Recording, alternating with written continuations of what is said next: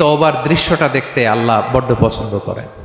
বান্দা যখন ভুল বুঝতে পারে, মাথাটা নিচু করে চোখের পানি ছেড়ে বান্দা যখন কাঁদতে শুরু করে, এই দৃশ্যটা দেখলে আল্লাহ সহ্য করতে পারে না। আল্লাহর রহমতের দরিয়ায় জোশ খেলে যায়, বান্দা যা চায় আল্লাহ তাই দিয়ে দেয়। তখন চোখের পানির এত বড় পাওয়ার।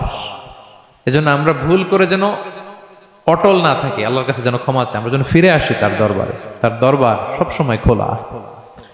এবং তিনি এই তওবার বা ফিরে আসার দৃশ্যটা দেখতে কত পছন্দ করেন শোনেন। রাসূল সাল্লাল্লাহু আলাইহি ওয়াসাল্লাম বলেন, ওয়াল্লাযী নাফসি বিয়াদিহি, তার শপথ যার হাতে আমার আত্মা, লাউলাম তুযনিবু, তোমরা যদি ভুল না করতে, লা যাহাবাল্লাহু বিকুম, আল্লাহ তোমাদেরকে ধ্বংস করে দিতেন। ওয়ালা জাআ বিকওমিন, আল্লাহ এমন এক জাতি তৈরি করতেন, ইউযনিবুন, ওরা খালি ভুল করত, ফায়াস্তাগফিরুন, আর ক্ষমা চাইতো, ফায়াগফিরুল্লাহু লাহুম, আর আল্লাহ তাদের ক্ষমা করতেন।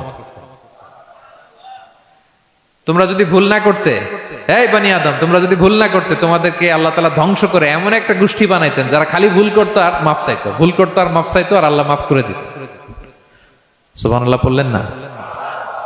গাফিরিয যামবি ওয়া কাবিলিত তাওব, তিনি পাপ মোচন করার জন্যই তো তিনি আমার রব, তওবা কবুল করার জন্যই তো তিনি আল্লাহ সুবহানাহু ওয়া তাআলা, তিনি রব্বে কারীম। তার দয়ার কোনো শেষ নাই, তার মায়ার কোনো শেষ নাই।